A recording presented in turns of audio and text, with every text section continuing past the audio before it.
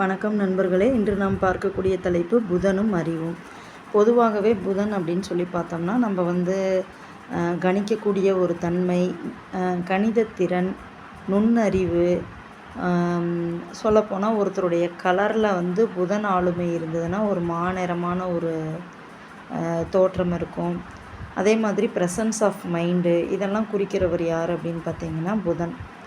அப்படிப்பட்ட புதன் நம்மளோட ஜாதகத்தில் எப்படி இருந்தால் நம்ம அறிவுத்திறனோடு இருப்போம்னு பார்த்தீங்கன்னா, பொதுவாக புதன் ஆட்சி, உச்சம், மூலத்திரிகோணம் இந்த அமைப்பில் இருக்கிறத விட நீச்சபங்க புதனாக இருக்கும் பொழுது நல்ல ஒரு அறிவுத்திறன் அவங்களுக்கு இருக்கும். நீச்சபங்கம் தான் முழுமையான யோகத்தை கொடுக்கும் புதனை பொறுத்த வரைக்கும். முதல் பாயிண்ட்டு.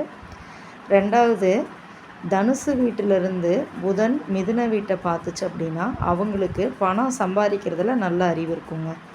அதுவே மீன வீட்டில் புதன் இருந்து கன்னி வீட்டை பார்த்ததுன்னா அவங்களுக்கு ஒரு துறை சம்மந்தப்பட்ட அறிவுங்கிறது நல்லா இருக்குங்க.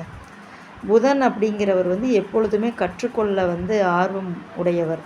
புதன் அப்படிங்கிறவர் மாணவர் காரகத்துவத்தை குறிப்பவர். குரு அப்படிங்கிறவர் ஆசிரியர் காரகத்துவத்தை குறிப்பவர்.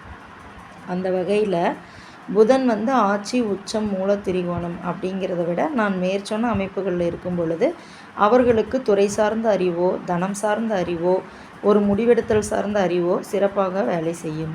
ஸோ இவ்வளவுதாங்க. நன்றி நண்பர்களே.